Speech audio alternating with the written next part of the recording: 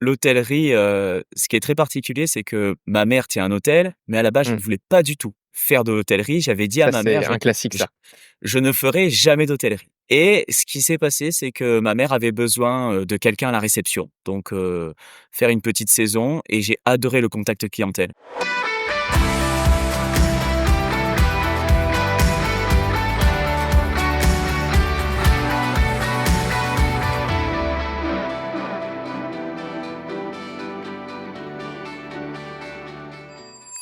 Mon invité est meilleur réceptionniste de France 2024 et meilleur réceptionniste du monde 2025.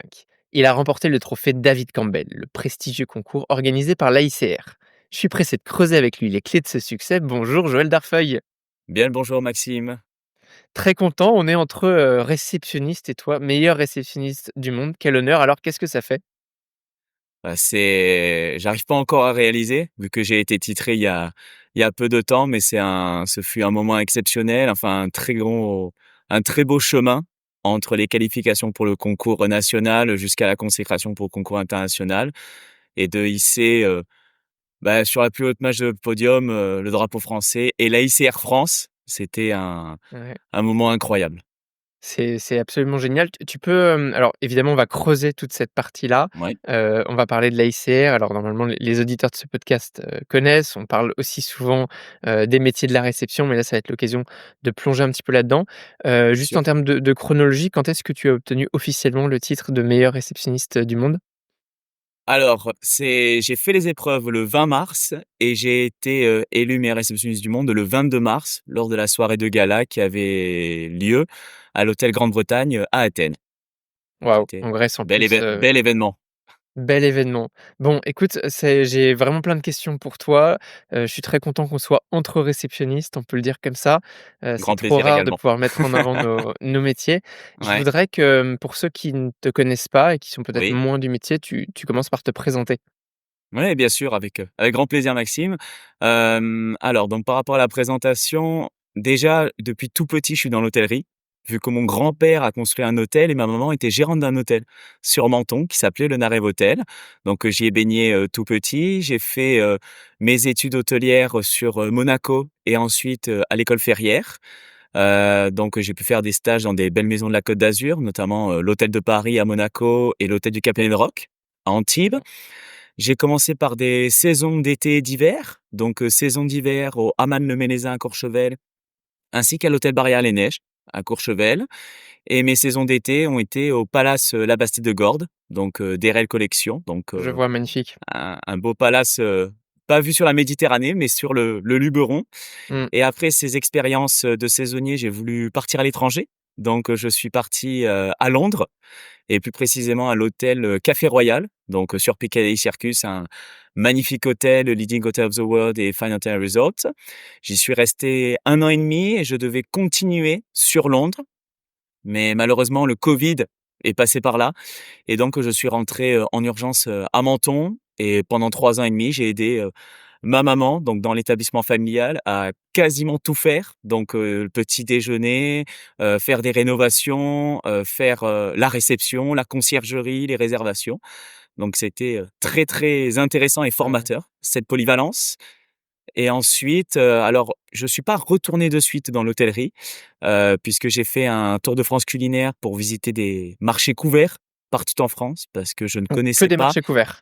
que des marchés couverts parce que j'adore, l'aspect architectural de ces marchés, ces lieux de vie, qui sont vraiment en lien avec nos terroirs et nos territoires et donc j'ai pu découvrir, un beau bout de Et la alors attends, France. est-ce qu'il y a une carte des marchés culinaires, couverts de France ou est-ce que tu l'as créée? Je l'ai créé. En fait, j'ai fait 5 mois de préparation de vraiment tous les marchés couverts qui étaient possibles de découvrir, ceux qui m'intéressaient le plus sur un plan géographique parce que c'était aussi le fait de visiter, des lieux, en France.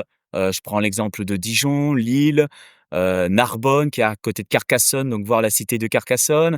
Donc, c'était, une expérience, incroyable avec, je voulais prendre ma voiture, mais ma mère m'a prêté sa voiture, donc Mmh. ce fut plus confortable et c'était, un très, très beau moment et ensuite je suis, après ce tour de France culinaire, j'ai eu l'opportunité de rejoindre, les équipes du Fairmont Monte-Carlo, puisque je suis originaire de Menton, donc juste à côté de la principauté et j'ai choisi le Fairmont Monte-Carlo, parce que j'aime les défis et le fait de travailler dans le plus gros porteur de la Côte d'Azur, près de 600 chambres, c'était un challenge et j'avais envie de me lancer dedans et après quelques mois de travail, au Fairmont, il m'a été proposé de participer au concours, national du trophée David Campbell. Waouh, et au Fairmont actuellement, quel poste est-ce que tu occupes? Alors je suis réceptionniste, réceptionniste de jour. Donc, dans ta carrière, finalement, tu as eu ce Oui, poste qui est ton CDI et le poste, à Londres précédemment, plus tout oui, le temps passé aux parents et chez tes parents, et juste avant, oui. tu étais à l'école, hein, c'est bien ça?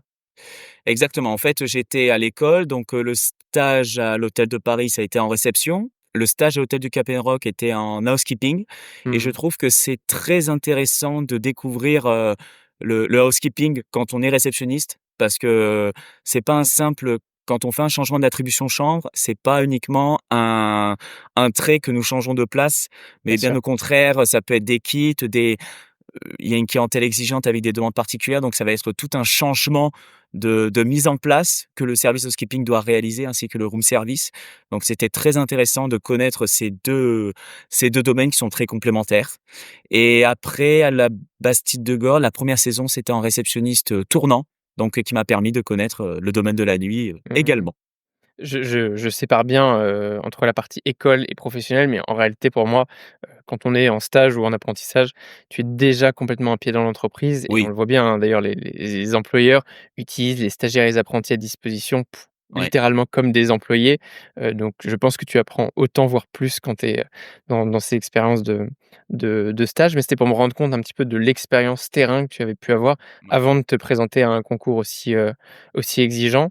Ça montre aussi toi ta volonté de progresser et à quel point tu as pu apprendre rapidement. Parce que voilà, on va parler de ce concours tout de suite, mais en effet, c'est, beaucoup, beaucoup de choses à acquérir avant de pouvoir se présenter là-dedans. Et pourquoi enfin, moi en filigrane, je lis beaucoup hôtellerie de luxe dans ce que tu nous présentes ici. oui. Pourquoi justement, l'hôtellerie et l'hôtellerie de luxe particulièrement?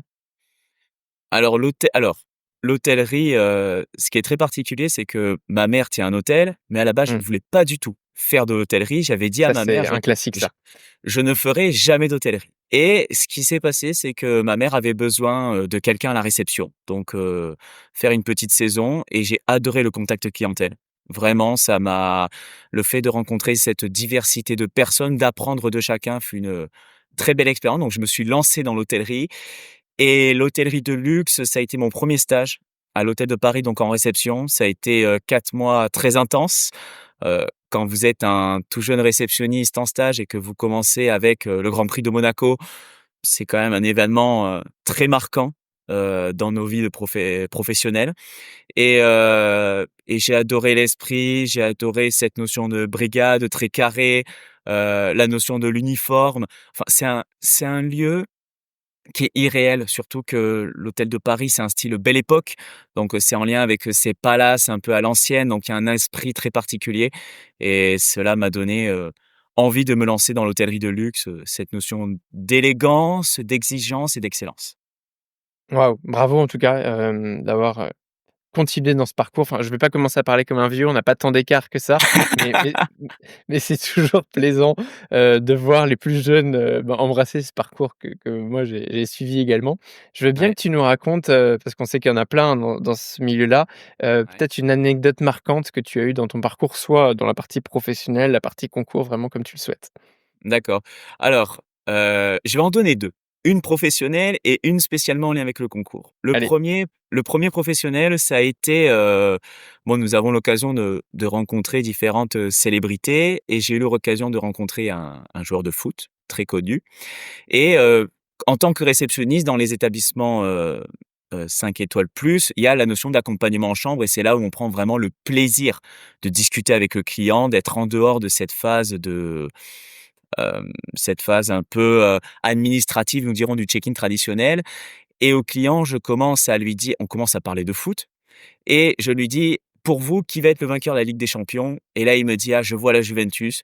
Au total, il s'est totalement trompé. C'était Liverpool qui avait gagné cette année-là, mais c'était un petit moment de partage, Mmh. hors contexte client, hors, voilà, que j'ai beaucoup, apprécié, que j'ai encore en mémoire. Et après, alors ça va être, spécialement en lien avec le concours, puisque lorsque je suis qualifié pour l'épreuve, nationale, il y avait un concours d'éloquence, une épreuve d'éloquence et c'était: «Le code vestimentaire est-il nécessaire en hôtellerie de luxe?» Alors je crois qu'on peut le voir que je suis dans une approche pour le code vestimentaire et bien Pour ceux évidemment, qui, t'écoutent mais ne regardent pas, en effet, tu es en costume cravate, et c'est le pins du Fairmont que tu as là, c'est ça? de l'AICR, De l'AICR, on va parler aussi de de de la de l'AICR. de Bah, l'AICR. je voilà, pour l'anecdote, moi, c'est le contraire, maintenant je bataille pour enfin, je suis plutôt très pour les codes vestimentaires, mais je bataille au contraire pour m'enlever mon costume cravate et sortir un petit peu de ce cadre, mais bon, ça Là tu porterait à débat aussi. Aujourd'hui tu ne l'as pas, mais avec Non, une non, mais certaine élégance. Et en fait, donc il y a cette notion de où je dois être contre et il faut jouer d'imagination, sachant que la finale avait lieu, au Peninsula et que nous savons que le code vestimentaire est presque iconique au Peninsula.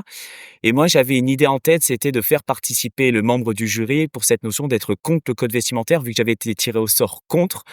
Et moi, j'avais une idée en tête, il y avait que 2 semaines de préparation et au bout d'une semaine, mon chef de réception m'appelle et me dit: «Joël, pour le concours, tu vas faire un tour de magie». Et moi, j'avais déjà toute mon idée en tête et je dis: «D'accord». Il m'a dit: «Viens à l'hôtel», donc c'était un jour de repos: «Viens à l'hôtel, viens au bureau, je te montre». Il me montre un jeu de cartes à faire et au début, je suis complètement sceptique. Vraiment, je regarde le jeu de cartes, en mode, pourquoi en fait? Pourquoi? mmh. Et je lui dis: «Bon, écoute Sébastien, je le prends, nous verrons bien». Et le première chose que je fais, je vais voir ma grand-mère parce que ma grand-mère a toujours, l'œil avisé et on commence à discuter, nous prenons le café et elle me dit, et je lui parle de ce tour de magie qui me plaît pas au départ et elle me dit: «Mais fais-le moi». Et donc je lui fais ce tour de magie et je m'attends qu'elle me dise: «Non, ça va pas». Et là, elle me regarde et elle me dit: «Eh ben, c'est pas si mal, c'est génial même». Et là, je me dis: «Bon, il va falloir que je me lance là-dessus». Donc le tour de magie, parce que pour expliquer, c'était la notion de, ce tour de magie que j'ai réalisé sans costume du Mmh. magicien en quelque sorte, reflète un célèbre proverbe: «L'habit ne fait pas le moine». Donc cette notion de code vestimentaire, que le code vestimentaire n'a pas d'impact sur notre travail. Bien sûr. Et donc, autant dire que je l'ai fait au moins 100 fois, ce tour de magie, pour arriver à à le réaliser. Et je suis content parce que le jour de l'épreuve, les membres du jury, c'était notamment, Sylvia de l'AICR où je lui fais le tour de magie. Ça a fonctionné à merveille. Sylvia Elle ne Haro, sait qu'on embrasse. exactement. J'ai encore son visage en tête qui ne comprend pas le tour de magie et j'en suis ravi. Et donc j'ai réussi mon pari et non, ça a été un très beau moment, mais je m'y attendais absolument pas. Bon, bah, j'espère qu'à l'occasion, tu pourras me faire le tour de magie, voir ce qu'il en est. Tu Faudra vas, que je m'entraîne. ouais. Et malgré un tour de magie moyen, alors ça t'a permis de gagner le concours? Bah, ça a permis de faire la différence et de marquer les esprits parce que il avait été dit, de ne pas nous donner des limites, de pas nous créer des barrières et même, au-delà des barrières, comme je devais être contre le code vestimentaire, pour cette épreuve-là, j'y suis allé en jean pull avec un petit badge, bon très pas jean troué, mais, Mmh. pour montrer que le code vestimentaire n'a pas d'impact. Donc j'ai même été jusqu'à, avoir une tenue en dehors du costume Waouh! habituel. Ah oui, en effet, ça dénote. Tu sais que sur ce podcast, on aime beaucoup, la magie. Je t'oblige pas à le faire ici, mais pour ceux que ça intéresse et passionne, j'ai reçu Laurent Beretta, alors qui lui, pour le coup, est un vrai magicien sur ce podcast Mmh. et qui nous a fait, un vrai tour de magie, en live. Donc, allez le regarder et pour le coup en vidéo, cet épisode, il est assez exceptionnel et au-delà du côté magie, hein, tu vas me dire: «Pourquoi est-ce que j'invite un magicien sur ce podcast?» C'est que, ce dont il nous parlait, c'est le côté émotion, à quel point, la magie aussi peut créer de l'émotion, en tout cas, quelque chose de fort, fait qu'on va, se souvenir de toi et là, typiquement, avec ce que tu me racontes, ça a marqué les esprits et ça t'a aussi permis de faire la différence dans ce contexte. En tout cas, ça me met beaucoup, l'eau à la bouche Moi, j'ai envie d'en savoir plus sur ce trophée, sur l'AICR et cetera. Alors bon, on va pas se mentir, hein, je connais assez bien ce contexte-là puisque, j'y ai baigné pendant longtemps, qu'aujourd'hui je suis, membre de l'AICR. Mais pour les auditeurs qui, maîtriseraient moins, je veux bien que tu nous dises, ce qu'est le l'AICR déjà pour, le contexte et aussi surtout le trophée David Campbell et finalement pourquoi tu as décidé de participer spécifiquement à ce concours-là? Mmh. Alors déjà nous allons prendre un contexte historique, c'est que l'AICR a été créée, chez nous sur la Côte d'Azur, Ouais. donc en 1964, qui regroupait différents chefs de réception, qui se sont regroupés autour d'une entité. C'est une association qui est internationale où il y a près de 18 sections et plusieurs qui vont se créer, partout dans le monde. Donc, pas de spoiler, mais il y a de très belles perspectives dans cette association. En fait, c'est un regroupement d'hôteliers, chefs de réception, sous-directeurs d'hôtel, voire directeurs d'hôtel, de partout en France. Vu qu'avant il y avait 2 sections, il y avait la section Côte d'Azur et la section Paris, qui était une spécificité française. Là, ça a été regroupé en AICR France et donc tous les membres chefs de réception, directeurs d'hôtel de partout en France peuvent rejoindre ce réseau. Donc, c'est un réseau, de collaborateurs, d'entraide, donc qui est très important. Il y a notamment cette possibilité avec le concours national et international de David Campbell. Pour la petite histoire, pourquoi David Campbell? C'est que c'était un ancien, chef de réception du Ritz, Paris et en 1992 a été créé, ce concours, dans un premier temps sur un plan national, puis ensuite en 95 international et chaque année, il y a, le concours national où les qualifications commencent en septembre et normalement c'est entre novembre et décembre qu'il y a la finale. Le fait d'être, titré, du concours David Campbell national nous permet de participer au concours, international. Très bien. Hop, hop, hop, j'interromps quelques instants votre visionnage de l'épisode, simplement pour vous dire que vous êtes de plus en plus nombreux à me suivre sur YouTube et je vous en remercie. Vous l'avez vu, je mets beaucoup d'énergie pour que tous les épisodes soient filmés depuis le début de l'année 2024. Pour m'encourager, pensez à mettre un like et si vous n'êtes pas abonné, faites-le. Vraiment, ça m'aide beaucoup et ça me permet de continuer de grandir et de vous proposer des épisodes toujours plus qualitatifs. Allez, je vous arrête pas plus longtemps et retour à l'épisode. Donc les différentes étapes, ce sont quoi? Il y a des qualificatives en premier Mmh. qui t'emmènent à Exactement. la finale France.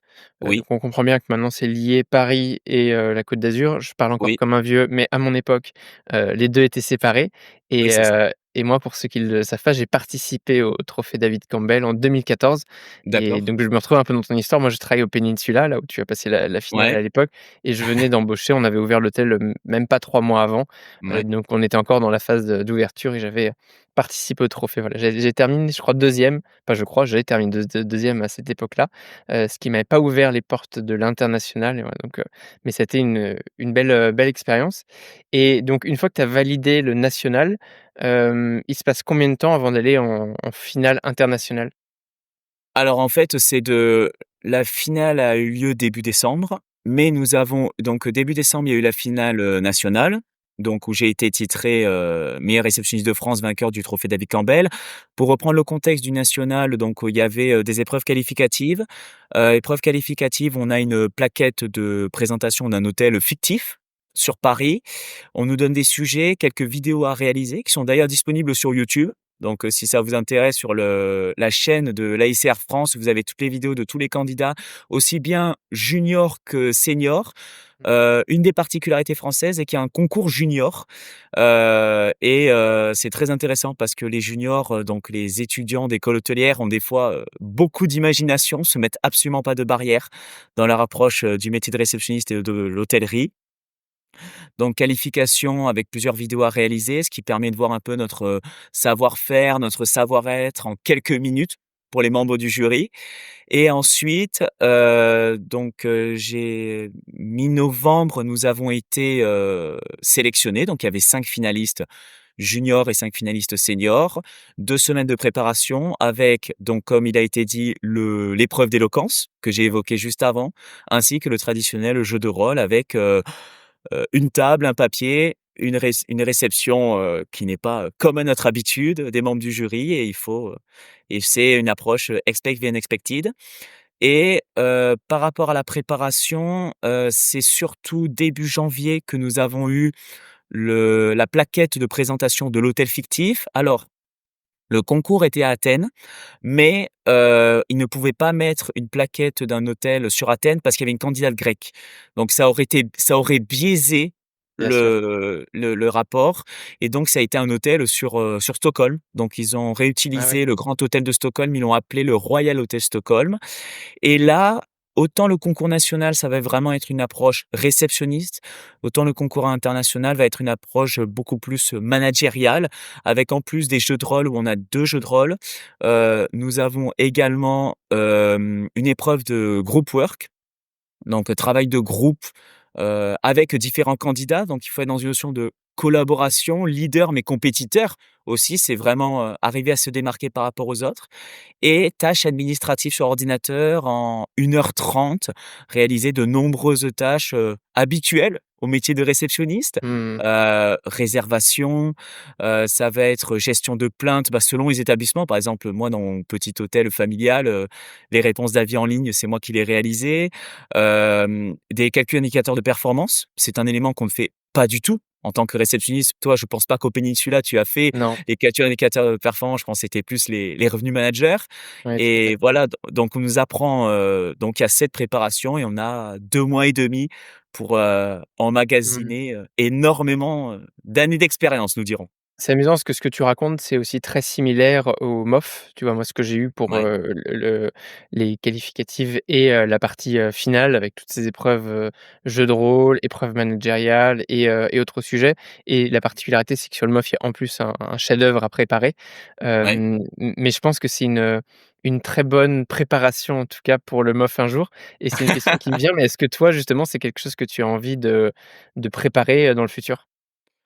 Alors, pas dans l'immédiat parce que les inscriptions, sont ouvertes et j'ai besoin, de temps pour Mmh me mh. reposer. Ça peut faire partie des prochaines étapes et d'un nouveau très beau challenge, hein, Ouais ça serait et un très beau quel âge challenge. tu as aujourd'hui?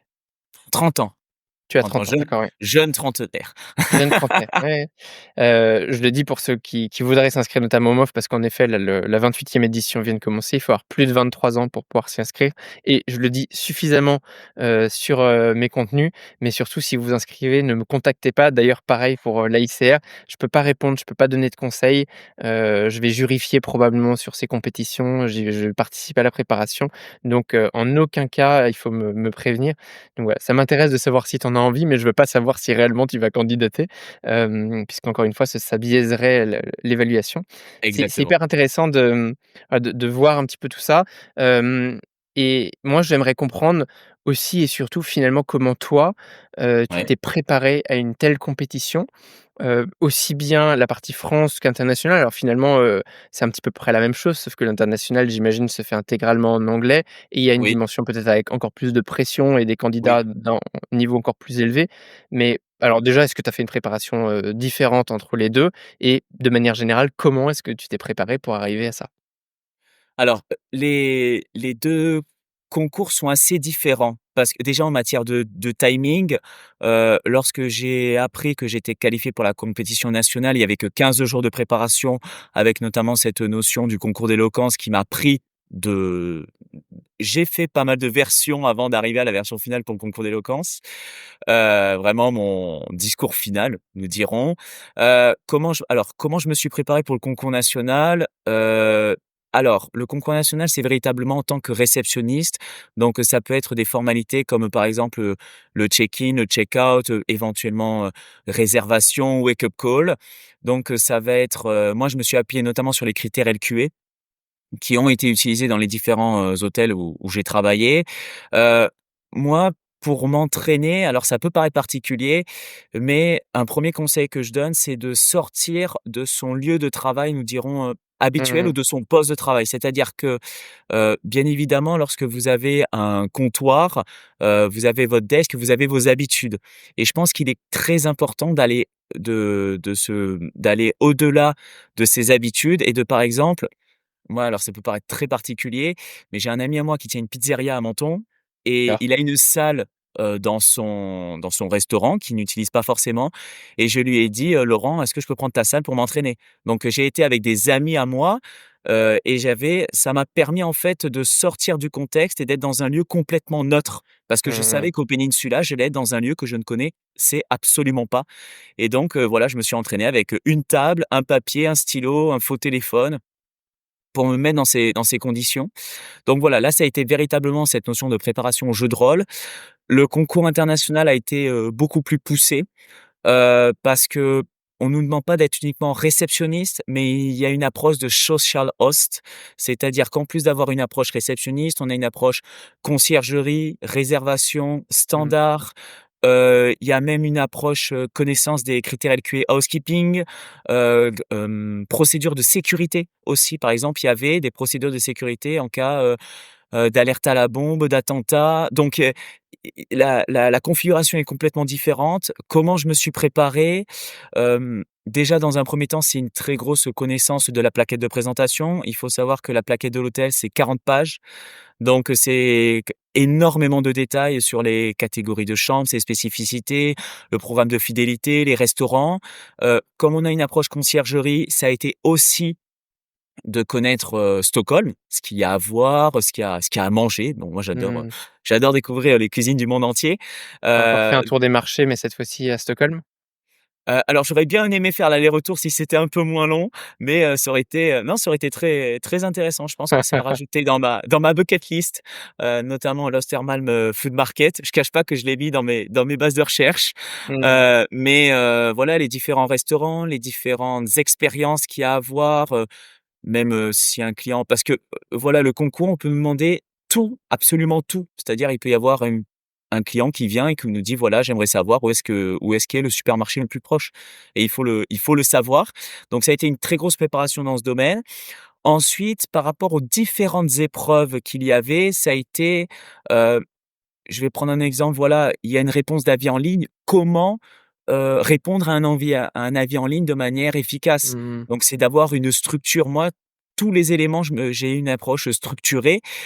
Comment réaliser un brainstorming, comment réaliser un briefing, comment réaliser un entretien d'embauche. Ouais. Il y a comment faire une réservation, par exemple, par Ouais, mail, bien voire sûr. téléphonique. Donc, En fait, je dans me ce que suis tu dis, c'est beaucoup de techniques, de ce que oui, j'entends, et est-ce que tu t'es fait accompagner pour oui. pouvoir, progresser et justement répondre aux attentes? Je pense que ce qui est très important, c'est de s'entourer.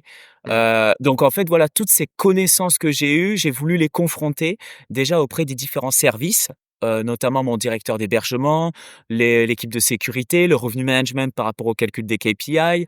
Voilà, donc il y a eu une grosse aide dans ce domaine. Donc Ensuite, tu as pris du personnel du Fairmont oui, dans les oui, équipes et tu as fait appel à eux, et eux, ils étaient volontaires pour pouvoir, beaucoup. t'aider? Oui, tout à fait. En fait, je pense qu'ils ont vu, ma dynamique de vraiment, vouloir me pousser, dans mes retranchements et de vouloir apprendre, en fait, parce que j'avais vraiment cette envie d'apprendre de leur métier.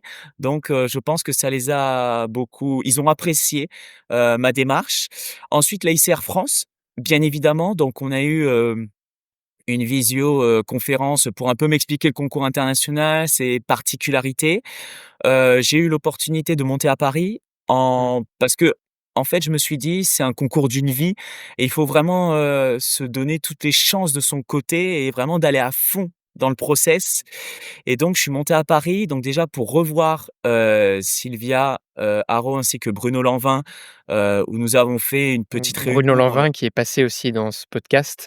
ouais, Il y a un épisode intéressant à écouter où on parle de la ICR, on parle du trophée David Campbell, on parle même des World Skills. On pourra peut-être faire une oui. parenthèse qui est un concours un peu différent, et allez, je le donne déjà dans le mille, Sylvia Haro est dans la liste des prochaines invitées, donc on pourra aussi Ah! compléter ce tour pour avoir une compréhension la plus, globale possible. C'est vrai que ce sont des concours qui sont trop peu, connus par rapport à, tu vois, si on compare à la cuisine, la sommellerie, les Oui. concours nationaux, internationaux sont très, très connus.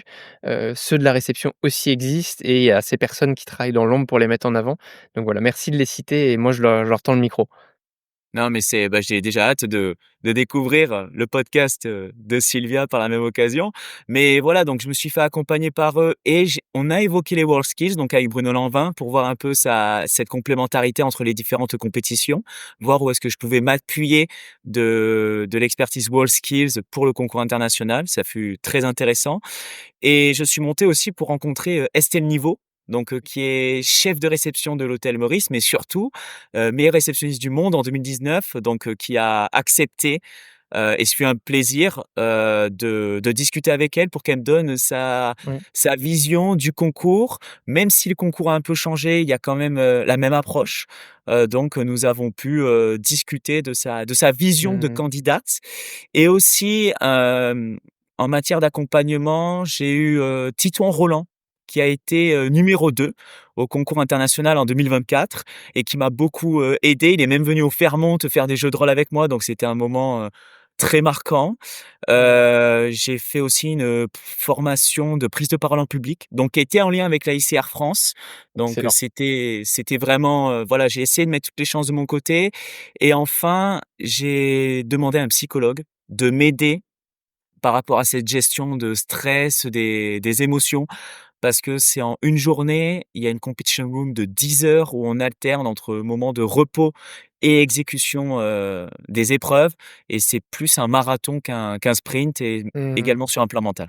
Ouais, l'aspect préparation mentale, il est essentiel dans ces concours. Moi, je l'avais beaucoup partagé quand, j'ai débriefé, tu vois, ma préparation au MOF et on sous-estime souvent cette partie. Et d'ailleurs, on le voit bien chez les champions, olympiques, notamment dans le sport, à quel point, cet aspect mental, il est énormément travaillé.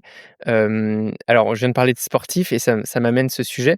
Est-ce qu'en termes de préparation physique, tu as aussi fait des éléments alors tu vas me dire en tant que réceptionniste, on n'a pas besoin d'être, un bodybuildé, mais moi, de mon expérience, c'est quelque chose qui m'a beaucoup aidé. Est-ce que toi, c'est une partie que tu as intégrée dans ta prépa? Oui, alors, en fait, j'essayais d'aller entre une et 2 fois par semaine, d'aller à la salle de sport. J'ai toujours cette habitude d'aller à la salle de sport, mais j'ai quand même demandé à la personne en charge de ma salle de sport de me dire quel type d'exercice au Mmh. vu des épreuves. Donc là où il m'a beaucoup appuyé, ça a été de faire, beaucoup de cardio. Moi, ça a été beaucoup une préparation, de cardio et donc du tapis, du vélo, de la course à pied.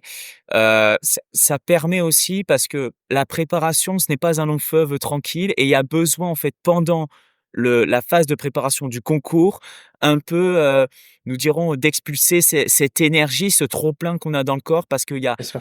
il y a ce sont des éléments où du matin au soir, si nous le prenons vraiment à fond le concours, on se lève concours, on mange concours, on dort concours Ouais. et même on fait un check-in concours presque et en Mmh. fait, à un moment donné, sur un plan mental et physique, il y a besoin d'extérioriser cela. C'est pas un long fleuve tranquille, il y a des moments de confiance en soi, des moments de doute donc la préparation physique a été importante et aussi la notion de posture parce qu'il y a certes, en tant que réceptionniste, cette vision, verbale, ce qu'il faut dire, mais il y a surtout le paraverbal et notamment cette notion de posture. Donc, par exemple, on m'a donné des exercices, que je vais pas réaliser, aujourd'hui, forcément, mais voilà des exercices pour avoir le dos bien droit et avoir une certaine, Mmh. prestance, le jour des épreuves. Oui. C'est essentiel, très sous-estimé, mais essentiel parce que ça participe grandement à la communication de ces jeux. Moi, je donne maintenant des formations justement sur le Ouais. verbal, paraverbal, et formations en ligne et c'est surprenant comme c'est à la fois basique et pour autant ça change énormément l'image que tu renvoies. Bon, on va pas faire une formation complète ici, donc on comprend que tout ça t'a aidé à aller jusqu'à la finale et la gagner. Ouais. Moi, je voudrais que tu nous dises le après. Déjà, c'était quoi la réaction des gens? Qu'est-ce qui t'a peut-être le plus surpris? Et là, on est quelques semaines après le concours. Comment est-ce que tu te sens? Comment est-ce que tu vis l'après? Alors, déjà le moment du résultat, parce que ça fait partie du second plus un, est assez réel parce que, déjà, ce qui est la notion d'avoir, plusieurs, comment est-ce que nous pouvons dire? Plusieurs images et sensations en une fraction de seconde existe réellement dans ce cas dans ce moment. Heu ce qui est assez exceptionnel, c'est de voir, par exemple, les membres de la ICR France me féliciter, voire même, par exemple, Véronique, Baribeau, qui est la présidente de la ICR France, qui a fêté sa 10 ans, je crois, de présidence, donc c'est un Oui, très beau c'est ça. parcours. De la voir, de la prendre dans ses bras en pleurs, de voir mon chef de réception ému, de voir Driss, également de la ICR France, ému et vraiment vraiment fier. Donc, déjà c'est et de voir tous les membres de la ICR France, c'était un beau moment de recevoir tous ces messages, voilà, des amis, mes collaborateurs du Fairmont Monte Carlo, mes anciens collaborateurs, ma famille, vraiment, avoir suivi ce moment, et de savoir toutes les émotions qu'ils ont vécues, c'est quelque chose d'assez, irréel. Ensuite, bah, le retour à Monaco, j'ai eu le droit à une standing ovation, ce qui était vraiment Incroyable. la notion de tapis rouge, c'était un élément que je m'y attendais absolument pas et je les remercie encore parce que c'est un moment qui restera gravé dans ma mémoire. Après ça a été le jeu, ben, différentes interviews qui m'a été demandées, différentes, voilà, sollicitations d'interviews, de partager mon expérience, le concours, le métier de réceptionniste. Parce que ce qui est intéressant, c'est de mettre en avant aussi ce très beau métier, Bien sûr. passion. Donc, c'est et après la plus grande fierté pour moi, bien sûr, il y a ce titre, personnel. Moi, j'ai même eu l'occasion de rencontrer le maire, de ma ville, le maire de Menton, donc il fut un privilège de pouvoir discuter de ce métier également Bien avec, sûr, ouais, ouais. une Qui pour personnalité le coup, locale. pour eux est beaucoup moins connu, qui des gens qui sont Oui, pas de ce milieu-là, mais qui s'y intéressent parce que finalement tu es de la ville de Menton et ça permet aussi exactement, de valoriser, aussi le territoire local.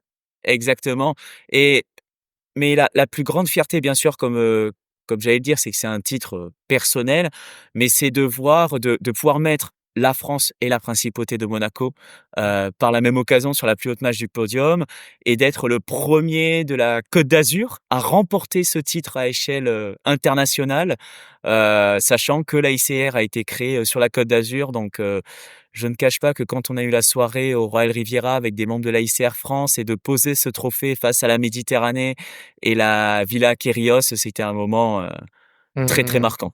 Donc, Ouais, j'imagine.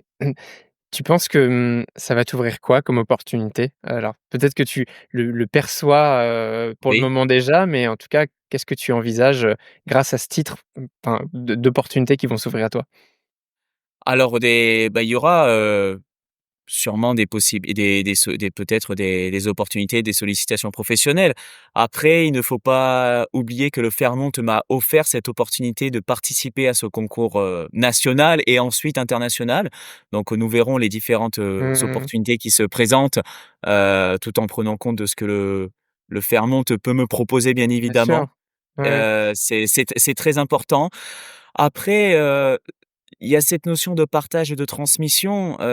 J'ai eu l'opportunité d'aller au lycée, Régnier 3 de Monaco où j'ai effectué mes études et de pouvoir, présenter, à des étudiants où 10 ans auparavant j'étais à leur place là, être, à l'auditorium et présenter mon parcours, le trophée, leur donner quelques conseils.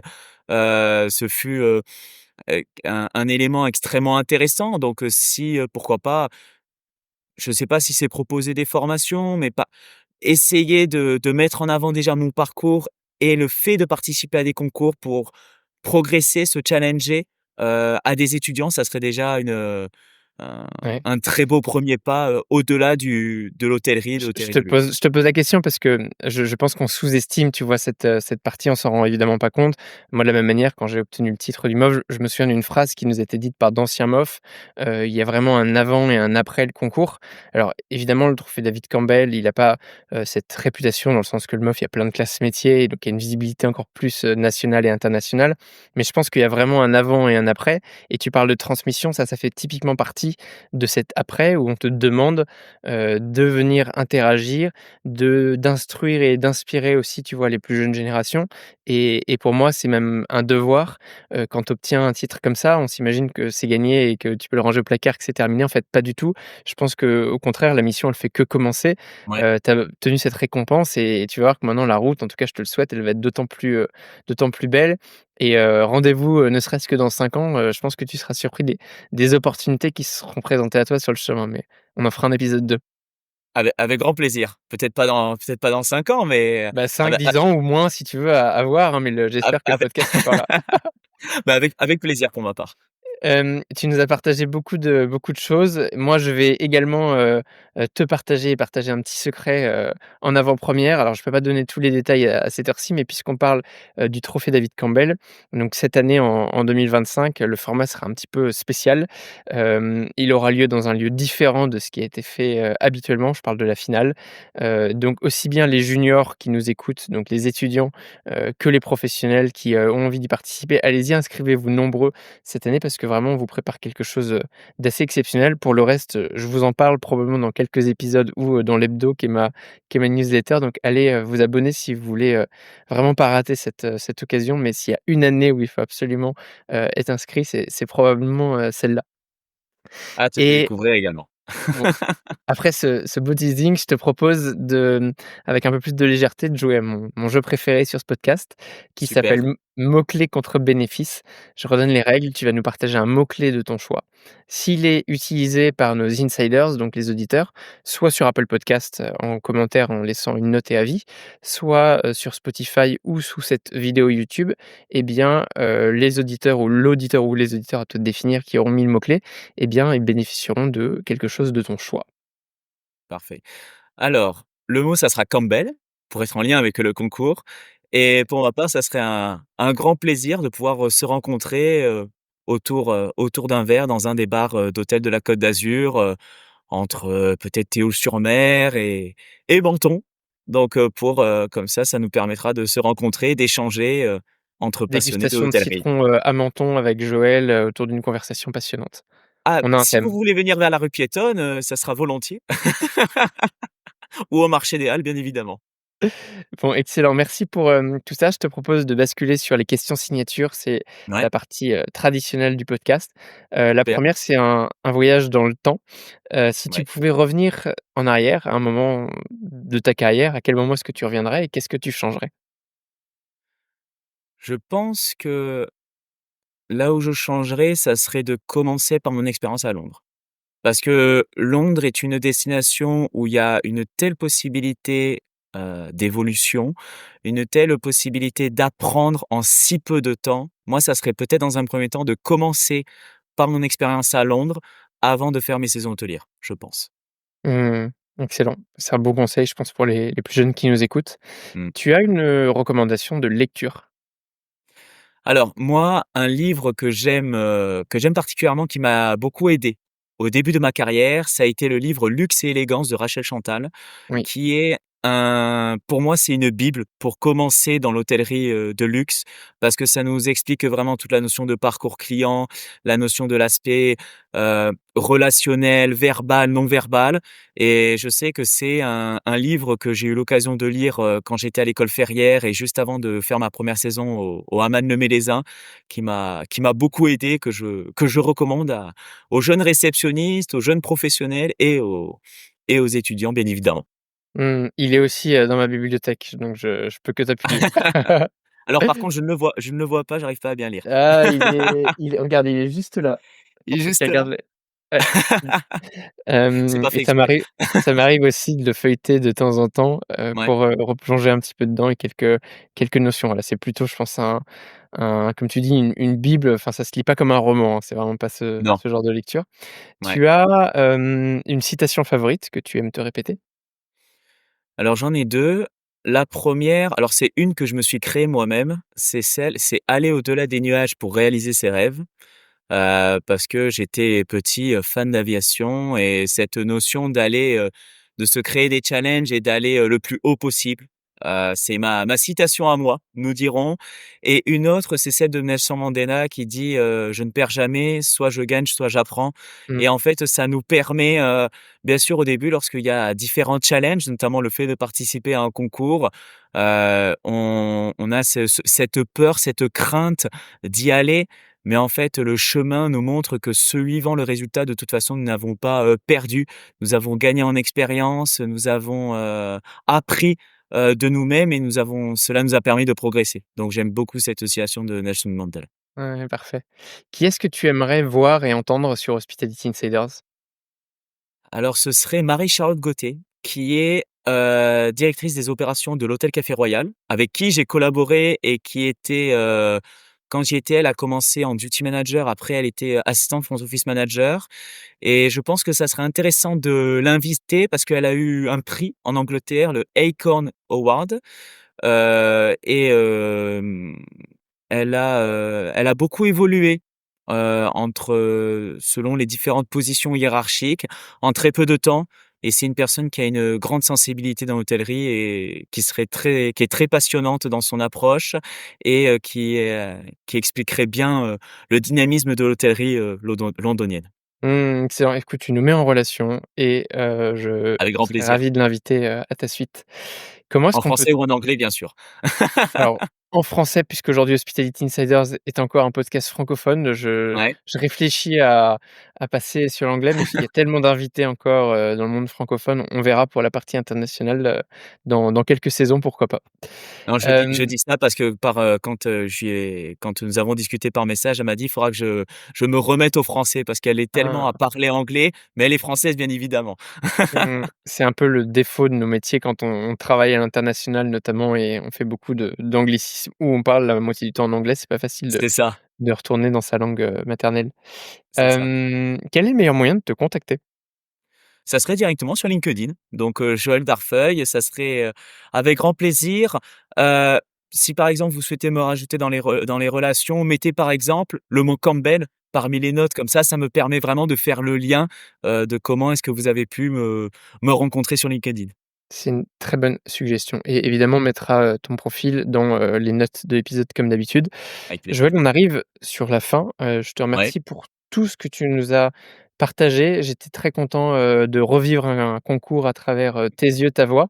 Je te propose de clôturer avec le message aux insiders. Donc Ouais. traditionnellement, c'est le seul moment de l'épisode où je ne rebondirai pas sur ce que tu diras. Si tu avais, un ou quelques derniers mots à faire passer à nos insiders, quels seraient-ils? Alors en fait, ça serait par rapport à un de tes épisodes qui m'a beaucoup aidé par rapport au concours, ça a été l'épisode que tu as eu avec, Denis Ferraud. Qui a, notamment, fait qui est dans l'organisation du trophée maître d'hôtel et un des conseils qui m'a beaucoup aidé, ça a été cette vision de comment voir le concours et de pas y aller forcément comme dans une approche compétiteur, mais d'y aller beaucoup plus dans une approche, de partage, de vouloir, mettre en avant, sa passion, son professionnalisme et je pense que c'est dans notre quotidien, c'est, que quand nous faisons notre beau métier ou un concours, c'est de le faire, avec authenticité, avec passion et de mettre en avant sa personnalité, de manière positive. Je pense que c'est une approche, très importante, au quotidien.